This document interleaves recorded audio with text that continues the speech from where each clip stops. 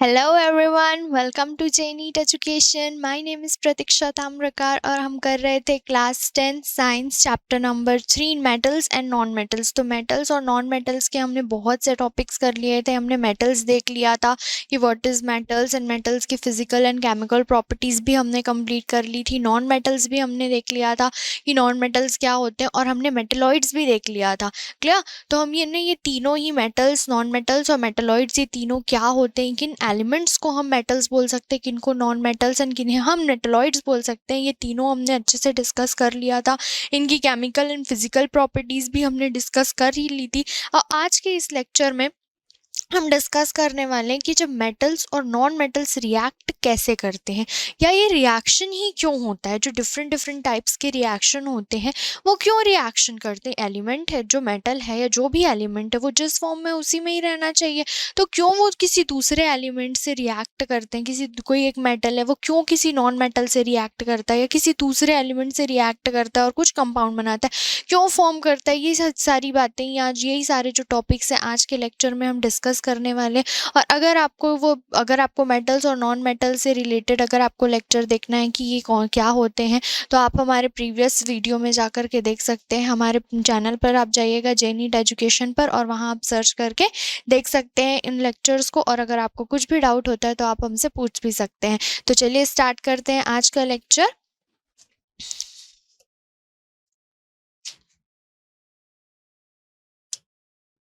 Okay, तो reaction between metals and non metals and ionic bond. Okay, तो reaction between metals and non metals ionic bond formation. तो bond क्या होता है, yes ये समझते हैं हम कि ये जो मेटल्स होते हैं किसी दूसरे नॉन मेटल से, या एक टाइप का एलिमेंट जो होता है वो किसी दूसरे एलिमेंट से रिएक्ट ही क्यों करता है। क्योंकि आप सब ने, हम इसको थोड़ा सा क्लास 9th में लेकर चलते हैं, रिकॉल कराते हैं। आपने ऑक्टेट रूल तो पढ़ा ही होगा। क्लियर?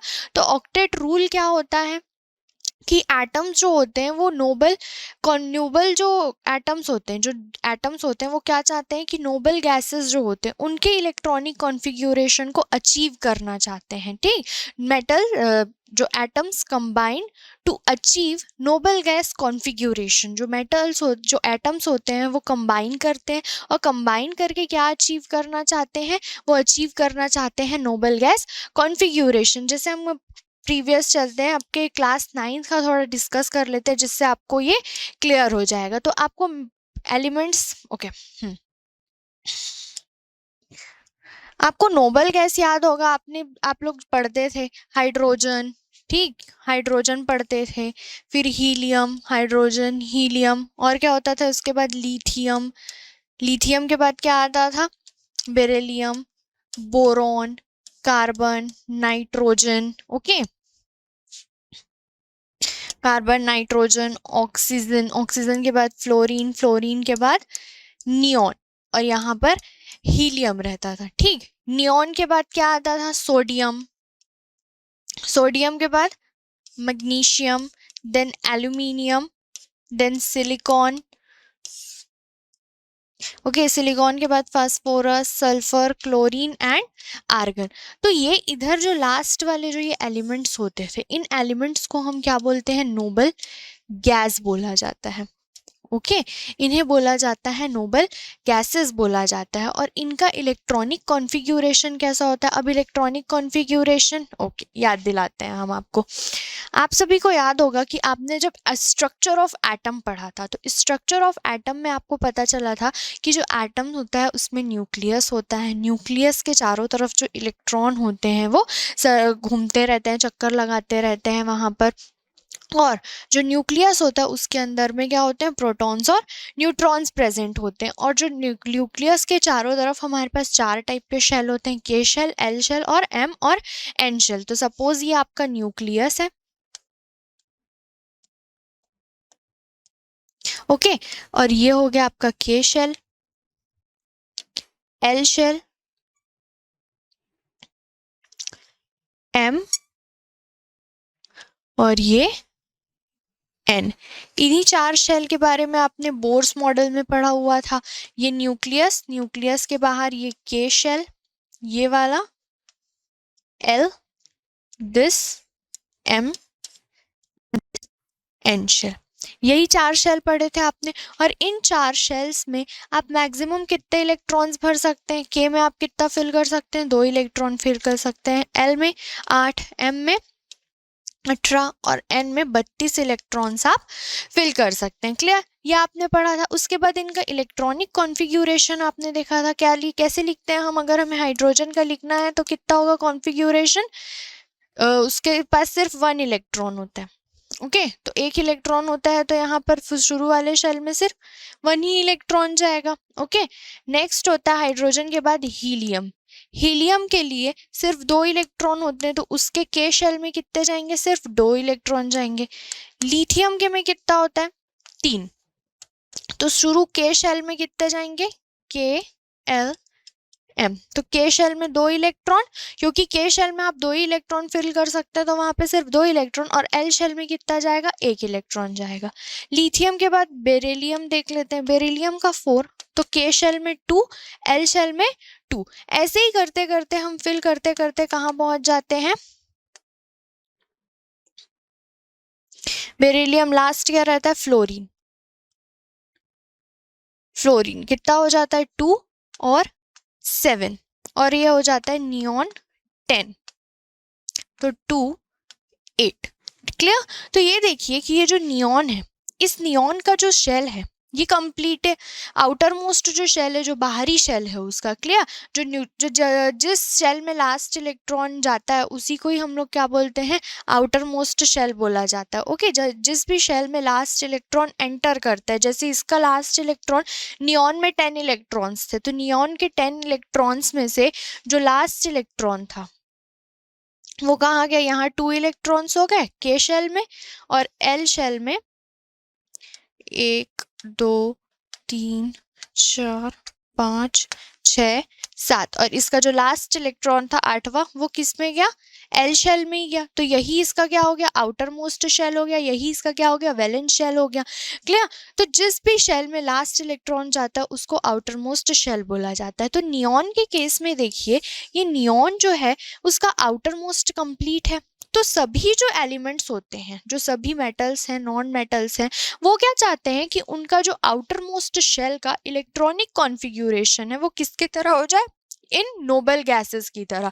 जैसे ये नियॉन का हमने देख लिया। नियॉन के बाद हम देखना चाहें तो सोडियम देखते हैं। सोडियम के में कितना होता है? 2 8 और के एल एम शेल में 1। मैग्नीशियम में कितना होता है? 2 8 2। क्लियर? ऐसे ही अगर हम करते करते आर्गन की तरफ, आर्गन में देखते हैं, आर्गन में कितना होता है? 2 होता है, 8 और 8। तो जो हमारे एलिमेंट्स होते हैं, वो एलिमेंट्स क्या चाहते हैं कि एलिमेंट्स की ये टेंडेंसी होती है कि वो अपने इलेक्ट्रॉनिक कॉन्फ़िगरेशन को नोबल गैस के कॉन्फ़िगरेशन की तरह करना चाहते हैं। क्यों? क्योंकि जो ये नोबल गैस का कॉन्फ़िगरेशन होता है उसमें आउटर मोस्ट शेल जो होता है वो कम्प्लीटली फिल्ड होता है, और आउटर मोस्ट शेल जब कम्प्लीटली फिल्ड होता है तो वो जो एलिमेंट होता है वो स्टेबल होता है। और हर कोई स्टेबिलिटी चाहता है। आप इतना पढ़ाई कर रहे हैं, क्यों पढ़ाई कर रहे हैं आप इतना? ताकि फ्यूचर में आपको एक अच्छी जॉब मिल जाए, आपकी एक अच्छी इनकम हो, फाइन पूरे सेटल हो जाए लाइफ, इसलिए तो आप इतना पढ़ाई कर रहे हैं ना। ठीक, ताकि आपके पेरेंट्स खुश हो जाए, तो वो आपके लिए आपकी स्टेबिलिटी है। बट ये जो एलिमेंट्स हैं इनकी स्टेबिलिटी क्या है? To achieve noble gas configuration. तो अगर इनका कॉन्फ़िगरेशन नोबल गैस की तरह हो जाए, नियरेस्ट नोबल गैस, ओके, जो नियरेस्ट नोबल गैस है उनकी तरह अचीव करना चाहते हैं। ऐसा नहीं कि सोडियम वहाँ है तो आर्गन की तरह अचीव करना चाहेगा, नहीं। सोडियम देखिए, सोडियम के लिए नियरेस्ट नोबल गैस कौन सा होगा? नियॉन होगा। तो सोडियम क्या अचीव करना चाहेगा? कि नियॉन के जैसा इलेक्ट्रॉनिक कॉन्फ़िगरेशन अचीव करना चाहेगा। अब ये नियॉन की तरह इलेक्ट्रॉनिक कॉन्फ़िगरेशन कैसे अचीव कर सकते हैं इन लोग? तो नियॉन की तरह या नियरेस्ट नोबल गैस की तरह इलेक्ट्रॉनिक कॉन्फ़िगरेशन अगर ये अचीव करना चाहते हैं तो ये 2 तरीके से कर सकते हैं। कैसे कर सकते हैं? बाय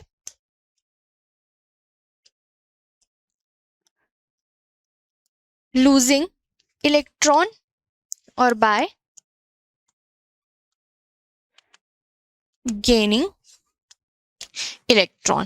ठीक, तो ये जो एलिमेंट्स होते हैं, ये एलिमेंट्स 2 तरह से नियरेस्ट नोबल गैस की तरह इलेक्ट्रॉनिक कॉन्फ़िगरेशन अचीव कर सकते हैं। और ये दो तरह से कर सकते हैं, पहला बाय गेनिंग इलेक्ट्रॉन और सेकंड है बाय लूजिंग इलेक्ट्रॉन। एक तो अपने पास जो आउटर मोस्ट शेल में इलेक्ट्रॉन है उसको अगर वो लूज कर दे, ओके, तो वो अचीव कर सकते हैं नियरेस्ट नोबल गैस की तरह, और दूसरा अगर वो इलेक्ट्रॉन गेन कर दे तब भी वो नियरेस्ट नोबल गैस की तरह क्या कर सकते हैं, इलेक्ट्रॉनिक कॉन्फ़िगरेशन अचीव कर सकते हैं।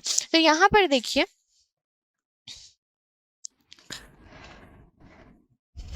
ये देखिए यहाँ पर ये लिथियम है।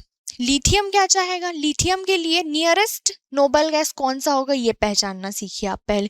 ये लिथियम है, लिथियम के पास नियरेस्ट नोबल गैस कौन सा था, ये हीलियम था। लिथियम के लिए नियरेस्ट नोबल गैस कॉन्फ़िगरेशन, क्यों, क्योंकि यहाँ पे लिथियम का एटॉमिक नंबर कितना होता है 3 और हीलियम का एटॉमिक नंबर कितना 2, तो हीलियम और लिथियम एक दूसरे के नियर है। तो लिथियम के लिए उसका nearest noble gas electronic configuration कौन सा हुआ, हीलियम। सिमिलरली जो बेरिलियम है उस बेरिलियम के लिए भी nearest noble gas electronic configuration कौन सा हुआ, हीलियम। क्लियर। बट यहाँ पर जो ये ऑक्सीजन है, फ्लोरीन है, ये इनके लिए नियरेस्ट नोबल गैस कौन सा हुआ, nearest noble gas electronic configuration neon की तरह। क्यों, क्योंकि नियॉन के आउटर मोस्ट शेल में कितने इलेक्ट्रॉन प्रेजेंट होते हैं, सॉरी, नियॉन का जो इलेक्ट्रॉनिक कॉन्फ़िगरेशन कितना होता है 2 और 7। अगर उस 7 में उसको बस एक इलेक्ट्रॉन की ज़रूरत है ऑक्टेट कंप्लीट करने के लिए अपना, तो वो ऑक्टेट कंप्लीट कर लेगा। तो ऑक्टेट कंप्लीट करने से क्या हो जाएगा, वो उसका कॉन्फ़िगरेशन नियॉन की तरह हो जाएगा। क्लियर। तो ये जो नियरेस्ट नोबल गैस कॉन्फ़िगरेशन किसकी तरह हो जाएगा, फ्लोरीन का, नियॉन की तरह। तो कोई भी जो मेटल होता है या नॉन मेटल होता है वो अपने नियरेस्ट नोबल गैस की तरह बनना चाहता है, अपना इलेक्ट्रॉनिक कॉन्फ़िगरेशन जो है नियरेस्ट नोबल गैस की तरह अचीव करना चाहता है। और इसी यही जो एटम्स का जो ये टेंडेंसी है कि वो अपना नियरेस्ट नोबल गैस की तरह जो इलेक्ट्रॉनिक कॉन्फ़िगरेशन अचीव करना चाहते हैं, इसी को ही क्या बोला जाता है, ऑक्टेट रूल बोला जाता है। ओके। और जब इनमें आउटर मोस्ट शेल में ये इलेक्ट्रॉन 8 इलेक्ट्रॉन जो फिल होता है, 8 इलेक्ट्रॉन फिल होता है, उसी को ही हम क्या बोलते हैं, ऑक्टेट बोलते हैं। आया आपको आपने क्लास 9th में इस जो टॉपिक्स है ऑक्टेट रूल, इसको पढ़ा होगा कि एटम्स क्या करते हैं, atoms combine to achieve nearest noble gas configuration and the tendency of atom to combine each other to achieve nearest noble gas configuration is known as octet rule. और ये जो ऑक्टेट अपना कंप्लीट किस तरह, octet rule, और ये जो outer most shell में 8 इलेक्ट्रॉन जो होते हैं उन्हीं को ऑक्टेट बोला जाता है। और ये अपना ऑक्टेट जो है वो कंप्लीट कैसे कर सकते हैं, दो मेथड से कर सकते हैं, बाय गेनिंग इलेक्ट्रॉन और बाय लूजिंग इलेक्ट्रॉन। तो यहाँ पर देखिए, अब हम देखते हैं कि अचीव कैसे कर पाएंगे। क्लियर। तो फर्स्ट हम देख लेते हैं bye gaining, by losing electron. Okay, by losing electron. तो सोडियम देखिए, सोडियम के लिए उसका नियरेस्ट नोबल गैस कॉन्फ़िगरेशन कौन सा है, नियॉन। ठीक, क्योंकि सोडियम का आउटर मोस्ट, सोडियम का एटॉमिक नंबर कितना होता है 11 और कॉन्फ़िगरेशन कितना है 2 8 1। क्लियर। और नियॉन का कितना है 10, तो ये इसके नियरेस्ट हो गया 2 और 8। ठीक। तो यहाँ देखिए ये सोडियम,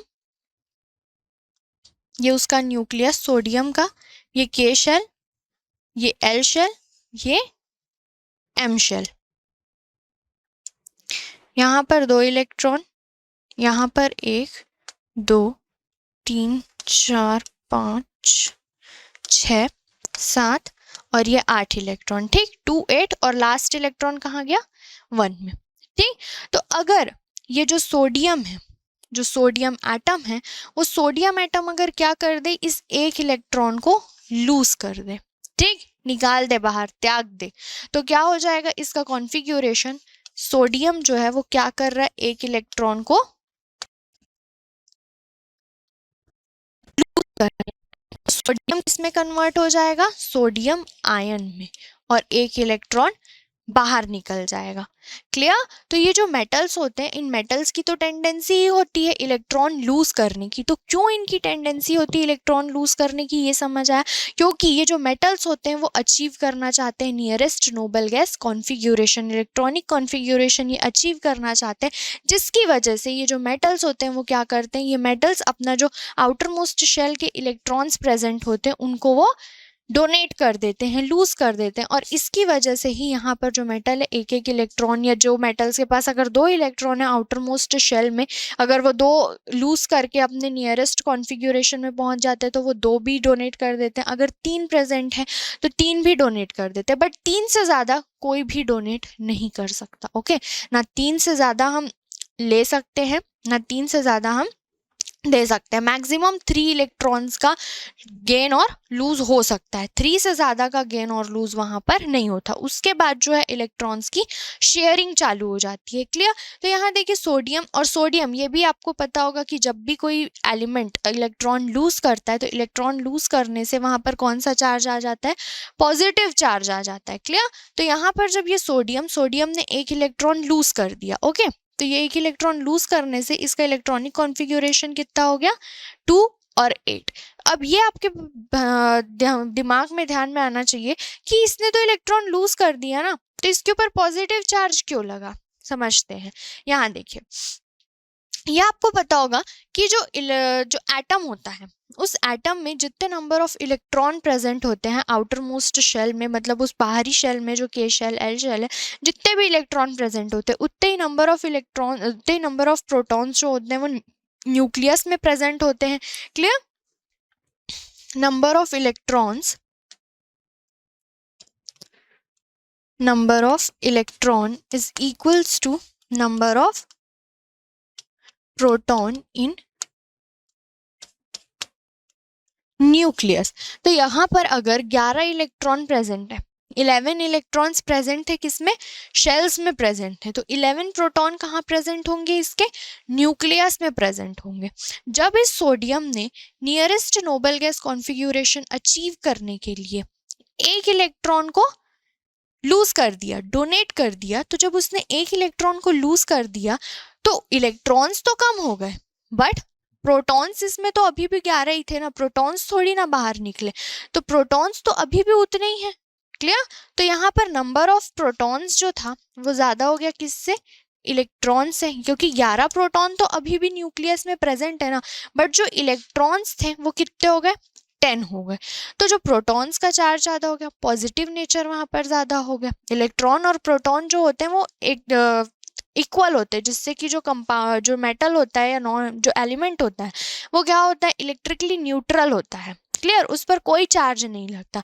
बट जैसे ही सोडियम ने एक इलेक्ट्रॉन को लूज कर दिया तो वहाँ पर जो प्रोटॉन्स था, जो पॉजिटिव नेचर था, वो क्या हो गया, हाई हो गया, और जो इलेक्ट्रॉन्स थे वो कम हो गए, तो वो बैलेंस नहीं हो पाए ना, और बैलेंस ना हो पाने की वजह से यहाँ पर क्या चार्ज लगा, पॉजिटिव चार्ज लगा। क्यों? क्योंकि जो प्रोटॉन्स थे वहां पर नंबर ऑफ प्रोटॉन्स ज्यादा हो गए। क्यों? क्योंकि एक इलेक्ट्रॉन सोडियम ने लूज कर दिया था। ठीक, तो यहाँ पर प्रोटॉन्स 11, इलेक्ट्रॉन 10, तो 10 इलेक्ट्रॉन 10 प्रोटॉन को तो न्यूट्रलाइज कर रहे हैं, बट उस एक प्रोटॉन को कौन न्यूट्रलाइज कर रहा है, कोई नहीं कर रहा, न्यूट्रलाइज करने वाला कोई नहीं है, जिसकी वजह से उस जो एटम था उस एटम पर कौन सा चार्ज आ गया, पॉजिटिव चार्ज अचीव कर लिया उसने।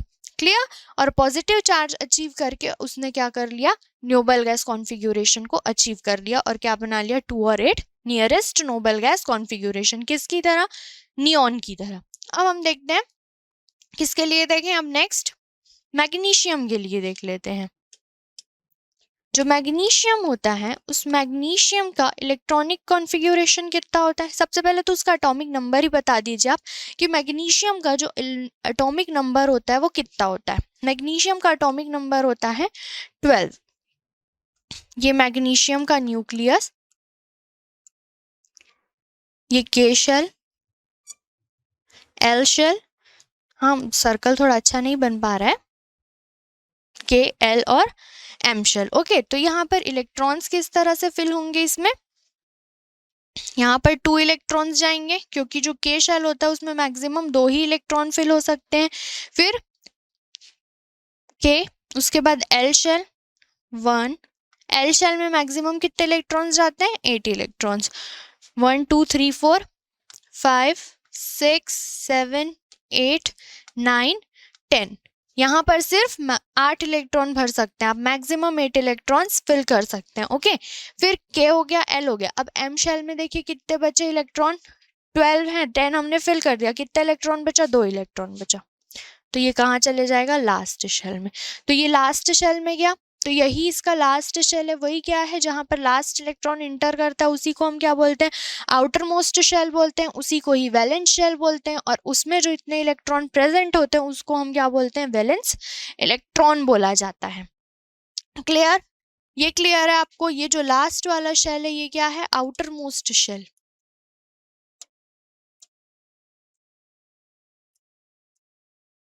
क्लियर? इसी को ही क्या बोलते हैं? Valence shell.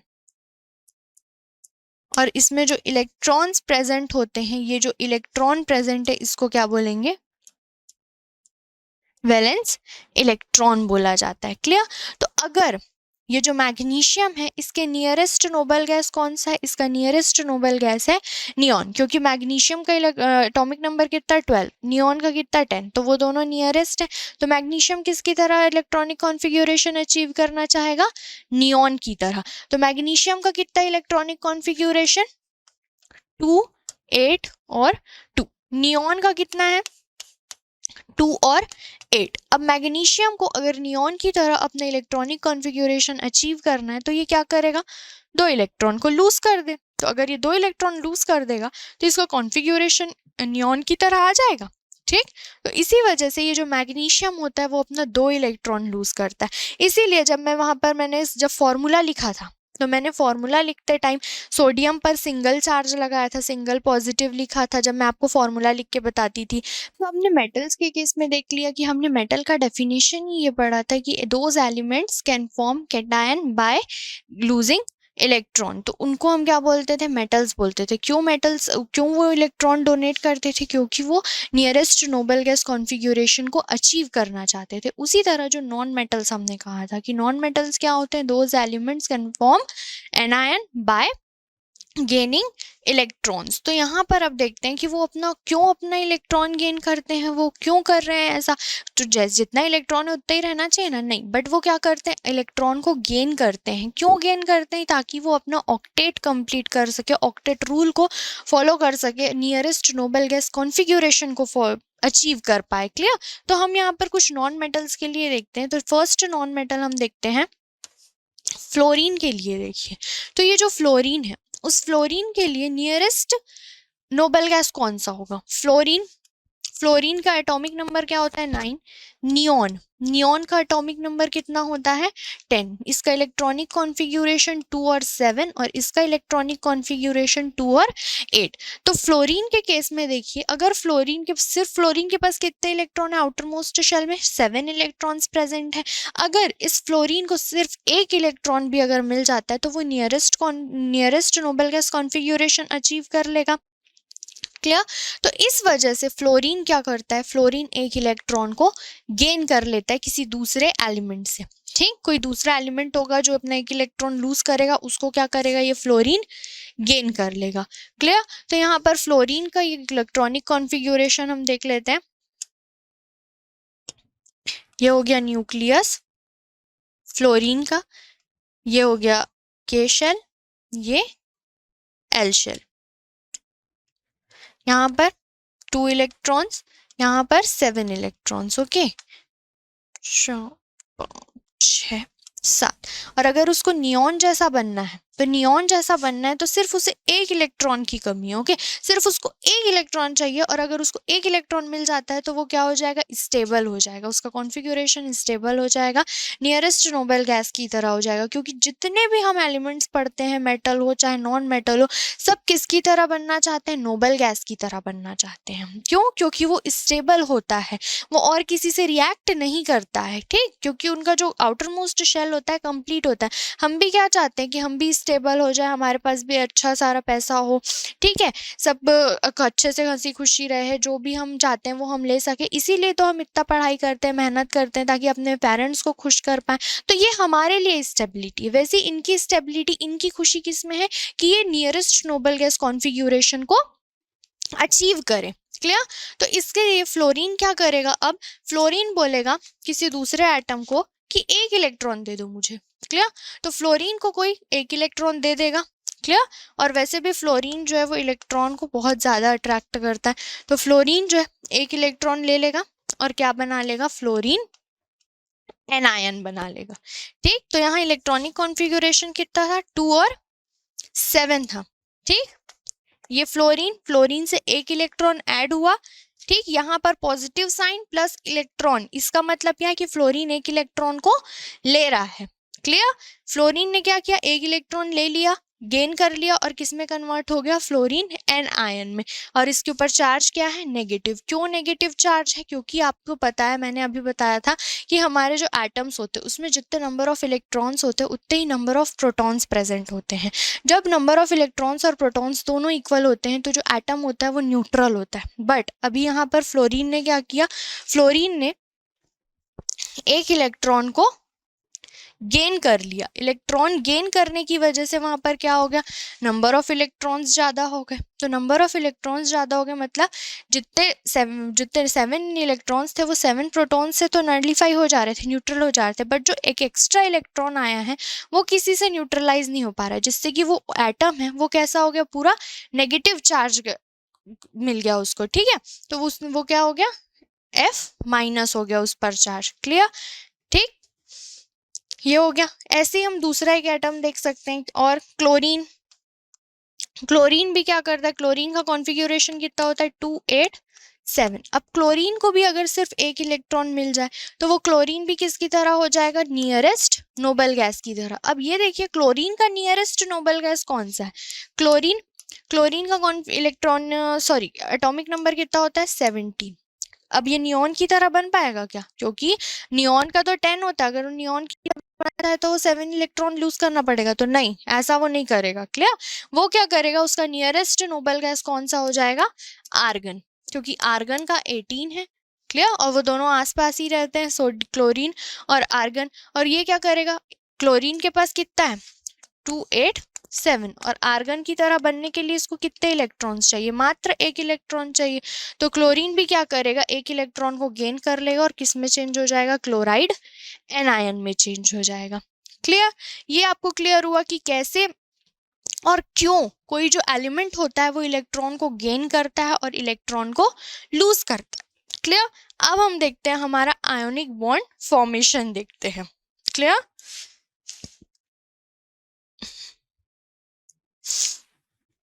So each element wants to have a completely filled valence shell, that is it wants to have either 2 or 8 electrons in their outermost shell। और यही क्या है, हमारा ऑक्टेट रूल है कि जो भी मेटल्स होता है, जो भी एलिमेंट्स होते हैं, वो क्या चाहते हैं कि उनका आउटर मोस्ट जो शेल हो वो कंप्लीट हो, या उनमें 2 इलेक्ट्रॉन प्रेजेंट हो जैसे के शेल की तरह, या उनमें 8 इलेक्ट्रॉन प्रेजेंट हो लाइक नियरेस्ट नोबल गैस की तरह।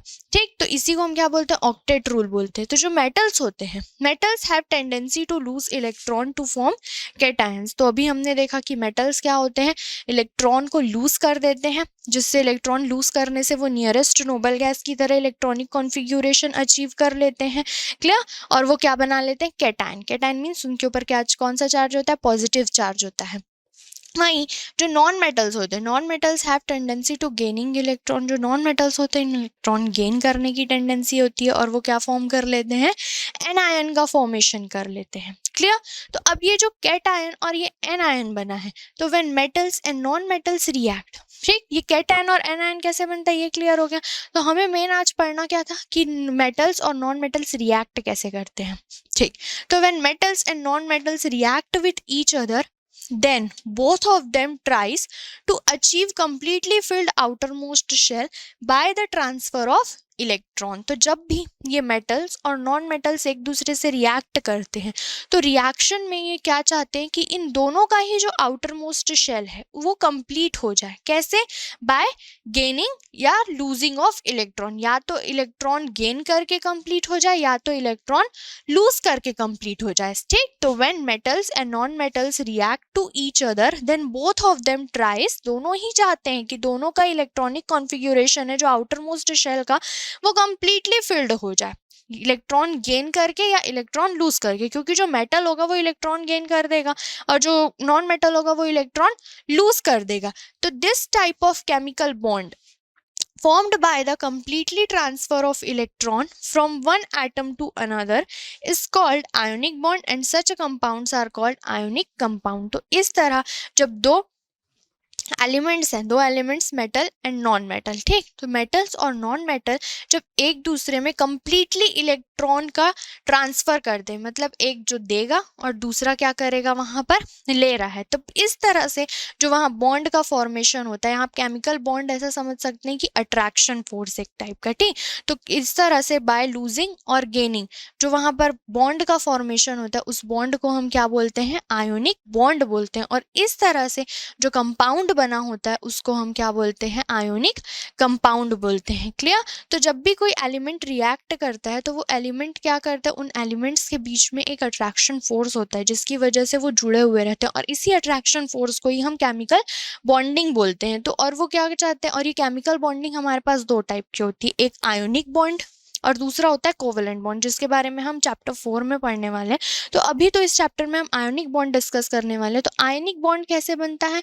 Bye transfer of electron, completely transfer of electron. अब हम कुछ एग्जांपल्स देखते हैं, उन एग्जांपल्स के थ्रू आपको बहुत अच्छे से क्लियर हो जाएगा कि हम आयोनिक बॉन्ड्स किसको बोलते हैं। तो when electrons transfer completely to one type of element to second type of element, ठीक, तो जब एक इलेक्ट्रॉन, जब जो दो एलिमेंट्स रिएक्ट कर रहे हैं उन दोनों एलिमेंट्स में कंप्लीटली इलेक्ट्रॉन ट्रांसफर हो रहा है और कंप्लीटली इलेक्ट्रॉन ट्रांसफर के थ्रू उनमें जो अट्रैक्शन फोर्स जनरेट हो रहा है जिससे वो एक दूसरे को बहुत ज़्यादा अट्रैक्ट करके रखे हुए हैं, तो इसी अट्रैक्शन फोर्स को उससे वहाँ पर एक बॉन्ड बनता है और उसी बॉन्ड को हम क्या बोलते हैं? आयोनिक बॉन्ड बोला जाता है। और इस तरह के जो कंपाउंड्स होते हैं उनको हम क्या बोलते हैं? आयोनिक कंपाउंड्स बोला जाता है। तो this type of chemical bond formed by the complete transfer of electron to one atom to another is called ionic।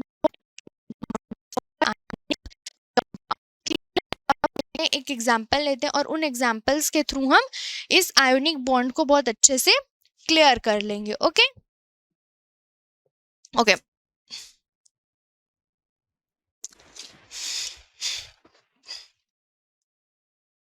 तो हम सबसे पहला एग्जांपल ले लेते हैं फॉर्मेशन ऑफ सोडियम क्लोराइड, कि जो सोडियम क्लोराइड है वो कैसे बनता है? फॉर्मेशन ऑफ सोडियम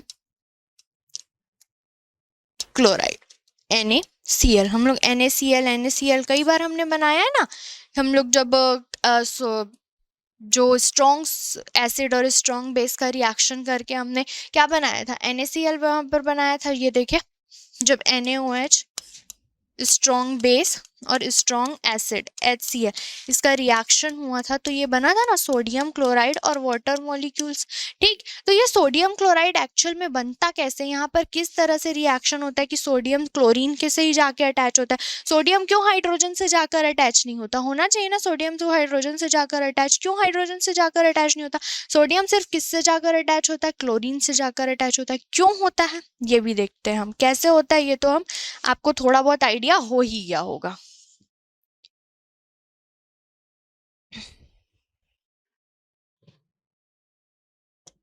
देखिए, सोडियम क्या करता है? सोडियम और क्लोरीन, तो सोडियम का इलेक्ट्रॉनिक कॉन्फ़िगरेशन कितना? 281, ठीक। तो ये सोडियम क्या चाहेगा कि वो नियरेस्ट नोबल गैस की तरह हो जाए, दोनों ही एक दूसरे से कंबाइन करके। तो सोडियम क्या करेगा? सोडियम अपना जो एक इलेक्ट्रॉन होगा, ये आउटर मोस्ट शेल में जो एक इलेक्ट्रॉन होगा उसको क्या कर देता है? डोनेट कर देता है। क्यों? क्योंकि अगर वो डोनेट कर देगा तो नियरेस्ट नोबल गैस नियॉन की तरह इलेक्ट्रॉनिक कॉन्फ़िगरेशन अचीव कर लेगा। तो सोडियम क्या करता है? एक इलेक्ट्रॉन को डोनेट कर देता है और कितना बना लेता है 2 और 8 कॉन्फ़िगरेशन बना लेता है। क्लियर। अब यहाँ पर जो ये सोडियम ने तो एक इलेक्ट्रॉन डोनेट कर दिया, अपने में से बाहर निकाल दिया, तो अब ये इलेक्ट्रॉन कहाँ जाएगा? कहीं नहीं जाएगा। वो जो क्लोरीन है, क्लोरीन को क्या चाहिए? क्लोरीन के पास कितना इलेक्ट्रॉनिक, कितना कॉन्फ़िगरेशन उसका क्लोरीन का? 2 8 7, सोडियम 11, क्लोरीन 17 एटॉमिक नंबर। तो ये क्लोरीन क्या करेगा कि सोडियम ने जो एक इलेक्ट्रॉन को लूज किया है, क्लियर, सोडियम ने जो एक इलेक्ट्रॉन लूज किया है, उस लूज इलेक्ट्रॉन को क्लोरीन क्या कर लेगा? गेन कर लेगा और क्या बना लेगा? क्लोरीन आयन बना, क्लोराइड आयन, ये सोडियम कैटायन और यहां पर क्लोराइड एनायन। क्लियर। तो यही इसी वजह से सोडियम और क्लोरीन एक दूसरे से रिएक्ट करते हैं और किसका फॉर्मेशन करते हैं? सोडियम क्लोराइड का। तो सोडियम के ऊपर कितना इलेक्ट्रॉन? सोडियम के पास सिर्फ एक इलेक्ट्रॉन था, आउटर मोस्ट शेल। ओके, जब भी ये जो इस तरह से हम लिखते हैं सोडियम को कि सोडियम उसके ऊपर एक ऐसा डॉट, तो इसको हम बोलते हैं electron dot structure of atoms. तो इलेक्ट्रॉन डॉट स्ट्रक्चर लिखने के समय आप क्या करेंगे कि उस एटम का सिंबल लिखेंगे आप, और सिंबल लिखने के बाद उस एटम के आउटर मोस्ट शेल में जितना भी इलेक्ट्रॉन प्रेजेंट होता है उसको लिखेंगे। तो सोडियम का इलेक्ट्रॉन डॉट स्ट्रक्चर क्या हो जाएगा? सोडियम के आउटर मोस्ट शेल में कितना इलेक्ट्रॉन प्रेजेंट होता है? एक इलेक्ट्रॉन प्रेजेंट होता है वहां पर। तो यहाँ पर हमने सिर्फ एक इलेक्ट्रॉन रिप्रेजेंट किया है। अब क्लोरीन के पास कितना इलेक्ट्रॉन है आउटर मोस्ट शेल में? ओके, 1 2 3 4 5 6 7। तो यहाँ पर क्या रिएक्शन होगा कि ये जो सोडियम है वो क्या करेगा? अपना एक इलेक्ट्रॉन किसको दे देगा? क्लोरीन को दे देगा और खुद कैसा बन जाएगा? Sodium ion. और ये जो क्लोरीन है उस क्लोरीन के पास एक सोडियम का इलेक्ट्रॉन, एक खुद का इलेक्ट्रॉन और बाहर में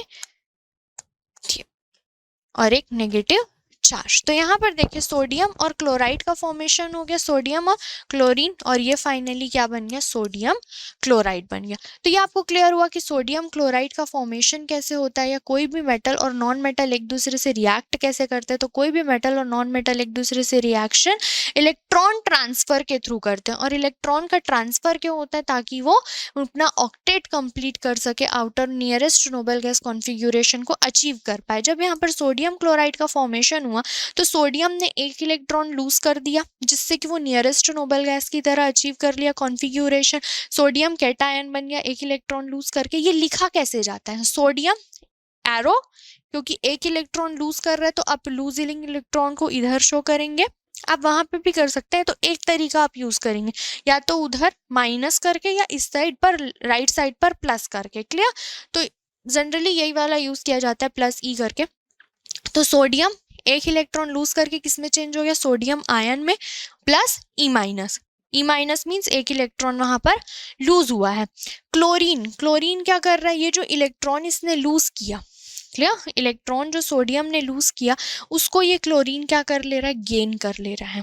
ठीक है, तो इसने एक इलेक्ट्रॉन गेन किया और किस में चेंज हो गया? क्लोराइड एन आयन में चेंज हो गया। क्लियर। अब ये जो सोडियम और ये क्लोरीन, ये दोनों ऐसे अलग अलग नहीं होता। यहाँ पर सोडियम और क्लोरीन आएंगे, सोडियम अपना एक इलेक्ट्रॉन क्लोरीन को दे देगा और क्या बना लेंगे? ये सोडियम क्लोराइड का फॉर्मेशन हो जाएगा। क्लियर। और यही इन दोनों के बीच में जो बॉन्ड बनता है सोडियम और क्लोरीन के बीच में, क्योंकि यहाँ पर पॉजिटिव और यहाँ पर नेगेटिव चार्ज, तो इनके बीच में इलेक्ट्रोस्टैटिक फोर्स ऑफ अट्रैक्शन होता है। क्योंकि ये दोनों कैसे हैं? एक पॉजिटिव चार्ज है और एक नेगेटिव चार्ज है, तो चार्जेस के बीच कैसा अट्रैक्शन होता है? इलेक्ट्रोस्टैटिक फोर्स प्रेजेंट होता है वहां पर। तो इनके बीच कैसा अट्रैक्शन है? Electrostatic force of attraction present है, जिससे कि ये बहुत ही स्ट्रॉन्ग होते हैं। क्लियर। अब हम एक और एग्जाम्पल देख लेते हैं मैग्नीशियम क्लोराइड का।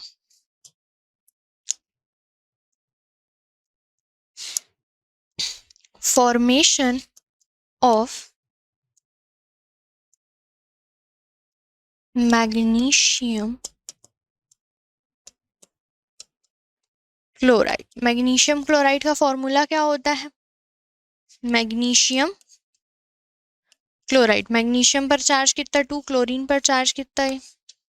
तो ये हो गया MgCl2, क्योंकि एग्जाम में आपको फॉर्मूला लिख के शायद दे भी सकते हैं और नहीं भी दे सकते, आपको वो नाम देंगे कि explain how to form magnesium chloride या इलेक्ट्रॉन डॉट स्ट्रक्चर से बताइए कि मैग्नीशियम क्लोराइड कैसे फॉर्म होता है, तो वहां पर आपको क्या दिया जाएगा, नाम दिया जाएगा, उससे आपको फॉर्मूला पता करना है। तो मैग्नीशियम पर चार्ज कितना होता है, 2 चार्ज होता है, क्लियर।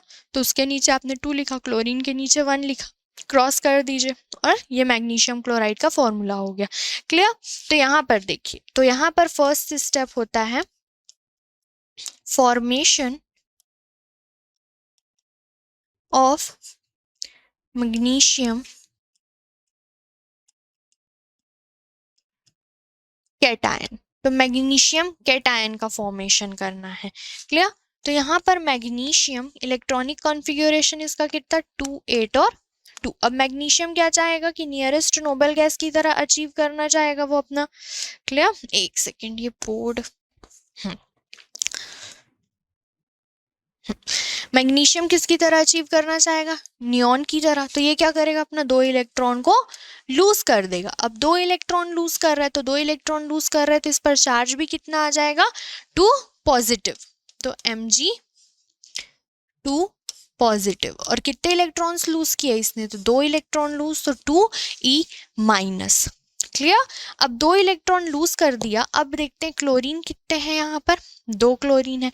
तो क्लोरीन का इलेक्ट्रॉनिक कॉन्फ़िगरेशन, तो सेकंड स्टेप यहाँ लिखिएगा आप, जब आप एग्जाम में इसे बनाएंगे तो पहले आप ऐसे स्टेप्स डाल दीजिएगा, formation of magnesium cation. Next step क्या होगा आपका, फॉर्मेशन ऑफ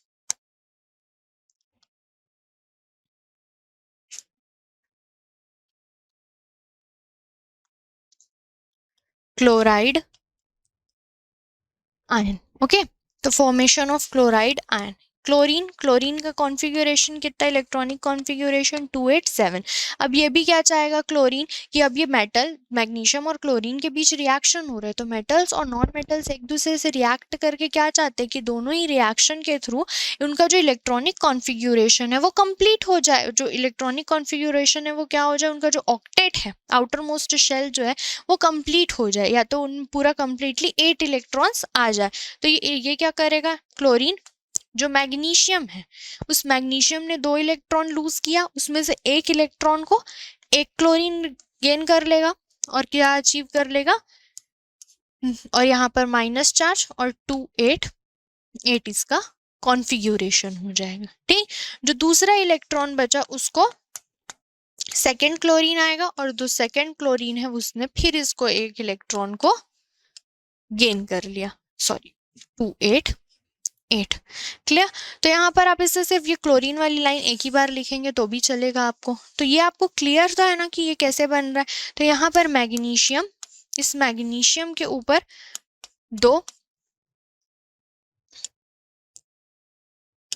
मैग्नीशियम के पास 2 जो है इलेक्ट्रॉन्स आउटर मोस्ट शेल में, क्लोरीन आया, क्लोरीन के पास कितने इलेक्ट्रॉन्स, एक क्लोरीन के पास 7 इलेक्ट्रॉन, और सेकेंड जो क्लोरीन है उसके पास भी 7 इलेक्ट्रॉन्स। तो यहाँ पर क्या होगा कि मैग्नीशियम अपना एक इलेक्ट्रॉन इस क्लोरीन को दे देगा और एक इलेक्ट्रॉन इस क्लोरीन को दे देगा, और क्या बना लेगा, Mg2 प्लस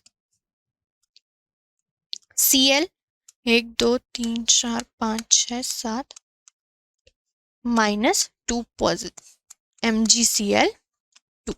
या आप लिखेंगे कैसे, मैग्नीशियम 2 पॉजिटिव फॉर्म में, क्लोरीन, दोनों क्लोरीन एक एक इलेक्ट्रॉन ले रहे हैं, तो आप एक का सिंबल बनाएंगे तो वहां पर सफिशिएंट है। तो एक क्लोरीन का सिंबल कि उसने एक इलेक्ट्रॉन को वहां ले लिया, और नीचे पर आप वहां पर राइट साइड पर नीचे 2 लिख देंगे तो वो समझ आ जाएगा कि वहां पर 2 क्लोरीन इससे मैग्नीशियम से अटैच है। और ये ध्यान रखिएगा, चार्ज लगाना मत भूलिएगा, क्योंकि मैग्नीशियम ने कितना इलेक्ट्रॉन डोनेट किया है, 2 इलेक्ट्रॉन डोनेट किया, तो एक मैग्नीशियम पर चार्ज कितना, 2। क्लोरीन के ऊपर आप 2 माइनस नहीं लगाएंगे, ठीक। एक क्लोरीन ने सिर्फ एक इलेक्ट्रॉन लिया ना, क्लोरीन ने एक इलेक्ट्रॉन को गेन किया, तो क्लोराइन और उसके ऊपर एक नेगेटिव चार्ज और होल ब्रैकेट करके आप यहाँ 2 लिख देंगे, तो पता चल जाएगा कि ये क्या बना हुआ है, MgCl2, और नीचे में मैग्नीशियम क्लोराइड को आप लिख देंगे, क्लियर। ये क्लियर हो गया आपको फॉर्मेशन ऑफ मैग्नीशियम क्लोराइड। अब नेक्स्ट एग्जांपल हम देखते हैं, फॉर्मेशन ऑफ सोडियम ऑक्साइड या formation of magnesium oxide. Okay, formation of magnesium oxide. तो यहाँ पर सबसे पहला step, step 1, formation of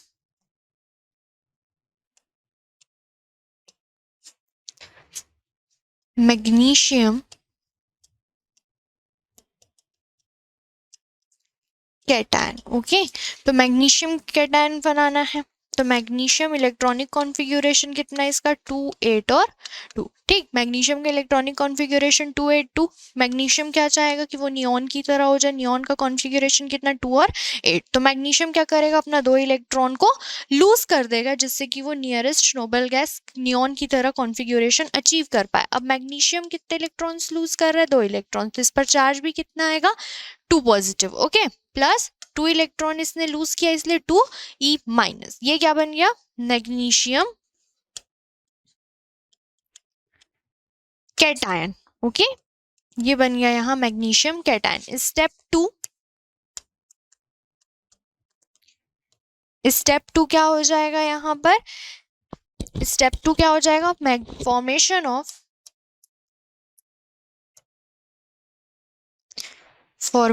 of oxide anion या ऑक्साइड आयन. ओके, तो ऑक्सीजन का कॉन्फ़िगरेशन कितना होता है, 2 और 6. अब ऑक्सीजन का जो नियरेस्ट नोबल गैस है वो कौन सा है, नियॉन है. क्लियर. तो ऑक्सीजन किसकी तरह होना चाहेगा, नियॉन की तरह ये होना चाहेगा. नियॉन की तरह इलेक्ट्रॉनिक कॉन्फ़िगरेशन अचीव करना चाहेगा. तो नियॉन की तरह अगर ये अचीव करना चाह रहा है तो इसके पास कितने इलेक्ट्रॉन्स कम, 2 इलेक्ट्रॉन्स कम है. तो अब ये क्या करेगा, 2 इलेक्ट्रॉन्स को गेन कर लेगा. मैग्नीशियम ने जो 2 इलेक्ट्रॉन लूज किया उन 2 इलेक्ट्रॉन्स को कौन गेन करेगा, उनको गेन करेगा ऑक्सीजन. तो ऑक्सीजन 2 इलेक्ट्रॉन गेन, क्या फॉर्म होगा यहाँ पर, ऑक्सीजन 2 माइनस, क्योंकि ऑक्सीजन ने कितने इलेक्ट्रॉन गेन किए, 2 इलेक्ट्रॉन गेन किए. तो इसकी वजह से यहाँ पर कितने चार्ज आए, 2 माइनस. और इसका कॉन्फ़िगरेशन कितना हो गया, 2 8 8. तो देखिए दोनों ही केस में मैग्नीशियम का भी यहाँ पर इलेक्ट्रॉनिक कॉन्फ़िगरेशन कंप्लीट हो गया, मतलब ऑक्टेट कंप्लीट हो गया. और जो ऑक्सीजन था, सॉरी, हाँ, मैग्नीशियम का ये 2 और 8 कंप्लीट, मतलब इसका ऑक्टेट कंप्लीट हो गया. और यहाँ जो ऑक्सीजन था, इस ऑक्सीजन का ही ऑक्टेट कंप्लीट हो गया.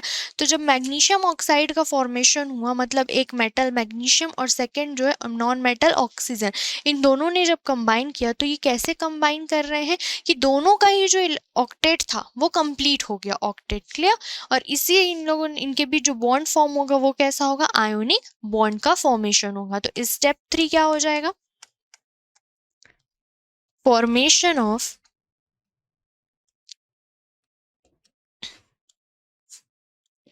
Magnesium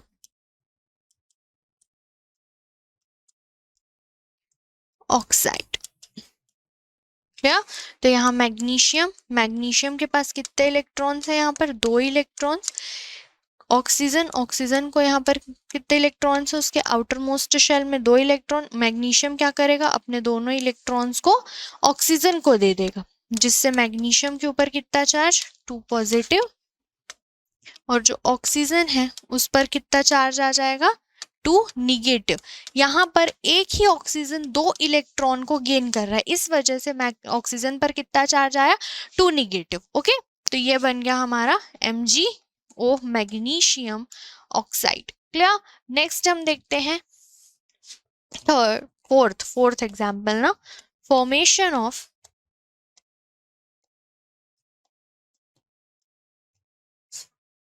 sodium oxide Na2O. तो यहाँ पर फर्स्ट स्टेप क्या होगा, सोडियम आयन का फॉर्मेशन. तो सोडियम क्या करना चाहेगा, सोडियम इलेक्ट्रॉनिक कॉन्फ़िगरेशन कितना, 2 8 1. तो अगर ये एक इलेक्ट्रॉन लूज कर दे तो इसका ऑक्टेट कंप्लीट हो जाएगा, 2 और 8. और ये नियरेस्ट नोबल गैस की तरह कॉन्फ़िगरेशन अचीव कर लेगा, 2 और 8. सोडियम किस में कन्वर्ट हो गया, सोडियम कैटायन में. क्लियर. सेकेंड स्टेप क्या होगा कि ये जो ऑक्सीजन करेगा, सोडियम जो एक उसको वो गेन करेगा। क्लियर? तो ऑक्सीजन क्या करने वाला है यहाँ पर, इसका कॉन्फ़िगरेशन 2 और 6, एक इलेक्ट्रॉन जो मैग्नीशियम सोडियम ने जो लूज किया उसको वो गेन करेगा और क्या बना लेगा, O माइनस, नेगेटिव चार्ज बना लेगा यहाँ पर, नेगेटिव चार्ज की तरह नेगेटिव चार्ज अचीव कर लेगा यहाँ पर, एक इलेक्ट्रॉन गेन करेगा। तो क्लियर? लेकिन अभी यहाँ पर एक इसका ऑक्टेट कंप्लीट नहीं हो पाया, ठीक है ना। तो अगर इसने एक इलेक्ट्रॉन गेन किया तो यहाँ पर क्या होगा, 2 और 7 होगा। तो ऑक्टेट कंप्लीट हुआ क्या ऑक्सीजन का? नहीं हुआ। इस वजह से यहाँ पर क्या हो जाएगा, एक और सोडियम को यूज करना पड़ेगा। तो एक और सोडियम लेंगे, तो एक सोडियम ने एक इलेक्ट्रॉन गेन लूज किया, तो 2 सोडियम 2 इलेक्ट्रॉन लूज करेगा। तो ऑक्सीजन क्या करेगा, जो 2 सोडियम ने एक एक इलेक्ट्रॉन लूज किए उनमें से उन दोनों इलेक्ट्रॉन को ही गेन कर लेगा और क्या बना लेगा, ऑक्साइड। ओके, और इसका कॉन्फ़िगरेशन कितना हो जाएगा, 8। क्लियर? यहाँ पर ये सोडियम, ये एक दूसरा सोडियम, ये इसका एक इलेक्ट्रॉन, इस सोडियम का एक इलेक्ट्रॉन, ये ऑक्सीजन, इसके आउटर मोस्ट में 6 इलेक्ट्रॉन, एक सोडियम क्या करेगा, इसको एक इलेक्ट्रॉन देगा, दूसरा सोडियम इसी ऑक्सीजन को एक इलेक्ट्रॉन देगा। तो ये फाइनली हमारे पास क्या बन गया, सोडियम और ये ऑक्सीजन।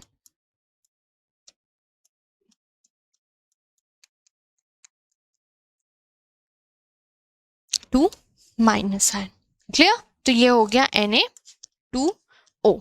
ये हमने लिखा कैसे, एक सोडियम ने एक ही इलेक्ट्रॉन दिया। क्लियर? तो एक सोडियम ने एक इलेक्ट्रॉन दिया तो एक सोडियम पर एक चार्ज, लेकिन टोटल नंबर ऑफ सोडियम्स यहाँ कितने यूज हुए थे, sodium atom 2 sodium atom use हुए थे, इसलिए होल ब्रैकेट करके नीचे पे 2। एक ऑक्सीजन एटम ने 2 सोडियम से दो इलेक्ट्रॉन लिया, तो यहाँ पर 2 इलेक्ट्रॉन अलग से बता दिया और ये 2 माइनस। आप इलेक्ट्रॉन्स को डॉट बना करके या क्रॉस बना करके रिप्रेजेंट कर सकते हैं। तो आई होप आपको ये जो आयोनिक बॉन्ड फॉर्मेशन था, आयोनिक कंपाउंड का फॉर्मेशन था, ये समझ आ गया होगा। और इनके बीच जो बॉन्ड का बॉन्ड फॉर्म होता है सोडियम आयन और सोडियम कैटायन और ऑक्साइड आयन के बीच, इनको ही हम क्या बोलते हैं, आयोनिक बॉन्ड्स बोला जाता है। तो ये आपको क्लियर हो गया होगा। तो अब हम देखते हैं कि आयोनिक कंपाउंड्स जो होते हैं, जो हमने इतने सारे कंपाउंड्स देखे, sodium chloride, magnesium chloride, sodium oxide, magnesium oxide, और भी होते हैं, एल्यूमिनियम ट्राइक्लोराइड, वो भी आयोनिक कंपाउंड होता है। तो इन सब की जो प्रॉपर्टी क्या होती है, तो ये अब हम डिस्कस कर लेते हैं। क्लियर? तो अब आपको ये आयोनिक बॉन्ड की डेफिनेशन क्लियर होगी कि when metals and non metals react with each other then both of them tries to achieve completely filled outermost shell. Completely filled outermost shell मतलब उनके आउटरमोस्ट में 8 इलेक्ट्रॉन होना चाहिए, ऑक्टेट कंप्लीट होना चाहिए। Outermost shell by transfer of electrons. तो यहाँ पर जब भी यहाँ ट्रांसफर हो रहा था इलेक्ट्रॉन का, तो दोनों मेटल भी और नॉन मेटल भी दोनों के ही आउटरमोस्ट में 8 इलेक्ट्रॉन प्रेजेंट था। हर केस में दोनों के में कितना प्रेजेंट था, 8 इलेक्ट्रॉन। तो this type of chemical bond formed by that completely transfer of electron from one atom to another atom is called ionic bond and such type of compound is called ionic compounds। तो ये clear हो गया। अब हम देखते हैं properties of ionic compound. तो physical nature, तो फिजिकली ये बहुत ही स्ट्रांग होते हैं। क्यों स्ट्रांग होते हैं? क्योंकि इनके बीच जो पॉजिटिव आयन और नेगेटिव आयन के बीच इलेक्ट्रोस्टैटिक फोर्स ऑफ अट्रैक्शन होता है। तो ionic compounds are hard crystalline solids because of strong force of attraction between the positive and negative ions. These compounds are generally brittle to break into pieces when pressure is applied। ठीक, but इनके जो बीच का जो bond होता है, जो इनके बीच force होता है, वो स्ट्रांग होता है, बट अगर आप इनके ऊपर प्रेशर अप्लाई करेंगे तो वो ब्रेक हो जाते हैं, ब्रिटल हो जाते हैं। क्लियर? नेक्स्ट है इनकी melting point and boiling point. तो ये जो आयोनिक कंपाउंड्स होते हैं, इनकी मेल्टिंग और बॉइलिंग पॉइंट बहुत ही हाई होती है। क्यों? क्योंकि जो इनके बीच अट्रैक्शन फोर्स होता है वो बहुत स्ट्रांग होता है, और उसको ब्रेक करेंगे तभी तो वो मेल्ट हो पाएगा या बॉयल हो पाएगा। तो उसको ब्रेक करने के लिए हमें बहुत ज़्यादा हीट देना पड़ता है। इस वजह से इनकी जो मेल्टिंग पॉइंट होती है और बॉइलिंग पॉइंट दोनों ही बहुत ज़्यादा हाई होती है। सॉल्युबिलिटी, तो this type of compounds are soluble in water but insoluble in non-polar solvents like benzene। तो जो पोलर सॉल्वेंट्स होते हैं, हमारे पास पोलर सॉल्वेंट वाटर है, इनमें डिसॉल्व हो जाते हैं ये। बट जो हमारे पास ऑर्गेनिक सॉल्वेंट्स होते हैं जैसे कि बेंजीन है, कार्बन टेट्राक्लोराइड है, इन सब में ये डिसॉल्व नहीं हो पाते। क्लियर? तो इनकी सॉल्युबिलिटी किस में है, वाटर में। तो वाटर में बहुत ईजिली सॉल्युबल हो जाते हैं और ये वाटर सॉल्युबल है। ओके, नेक्स्ट है कंडक्शन ऑफ इलेक्ट्रिसिटी। तो the conduction of electricity through a solution involves movement of charge particles. तो ये जो आयनिक कंपाउंड्स होते हैं, तो ये आयनिक कंपाउंड्स का जब आप सॉल्यूशन बनाते हैं तब वो इलेक्ट्रिसिटी को कंडक्ट करते हैं। क्यों? क्योंकि जैसे ही आप इन्हें वाटर में डालेंगे, इनका सॉल्यूशन बनाएंगे, तो ये डिसॉल्व हो जाएंगे। डिसॉल्व होने के साथ ही ये आयोनाइज हो जाएंगे, मीन्स अपने आयंस में डिसोसिएट हो जाएंगे। और वहाँ आयंस में डिसोसिएट हो गए और जैसे ही इलेक्ट्रिसिटी वहाँ से पास होगी, तो ये आयंस क्या करने लगेंगे? मूव करने लगेंगे किसकी तरफ? अपोजिट चार्ज की तरफ। जैसे सोडियम क्लोराइड हमने लिया और ये सोडियम क्लोराइड आपने लिया और ये सोडियम क्लोराइड को आप जैसे ही वाटर में डिसॉल्व करेंगे या इसका सॉल्यूशन बनाएंगे, तो यहाँ पर ये सोडियम आयन और क्लोरीन आयन में आयोनाइज हो जाएगा या डिसोसिएट हो जाएगा। और जैसे ही इस सॉल्यूशन में आप इलेक्ट्रिसिटी पास करेंगे, वहां पर कैथोड और एनोड भी लगे रहेगा, तो जो पॉजिटिव चार्ज होगा वो किसकी तरफ जाने लगेगा? मूव करने लगेगा कैथोड की तरफ। क्लियर? कैथोड नेगेटिव चार्ज की तरफ। और जो क्लोरीन आयन है, क्लोराइड आयन है, वो किसकी तरफ जाने लगेगा? एनोड की तरफ, मीन्स पॉजिटिवली चार्ज की तरफ। और यही मूवमेंट ऑफ आयंस, आयंस का जो ये मूवमेंट होता है, उसकी वजह से ही इलेक्ट्रिसिटी क्या होती है? वहां जनरेट होने लगती, इलेक्ट्रिसिटी कंडक्ट होने लगती, जनरेट नहीं कंडक्ट होने लगती है। क्लियर? तो आयोनिक और electrovalent compounds are good conductors of electricity. Clear?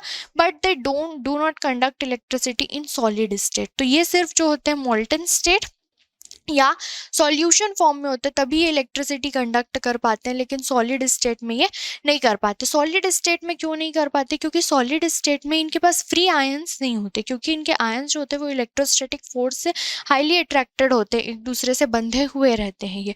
But जैसे ही वो वाटर में डिजोल्व करते हैं तो वो आयोनाइज हो जाते हैं, फ्री हो जाते हैं वहाँ पे, और फ्री होने की वजह से वो मूवमेंट कर लेते हैं। But they conduct electricity either in molten or in the aqueous solution. Okay, a solution of an ionic compound in water, cations which move to the oppositely charged electrode when electricity is passed through it. Clear?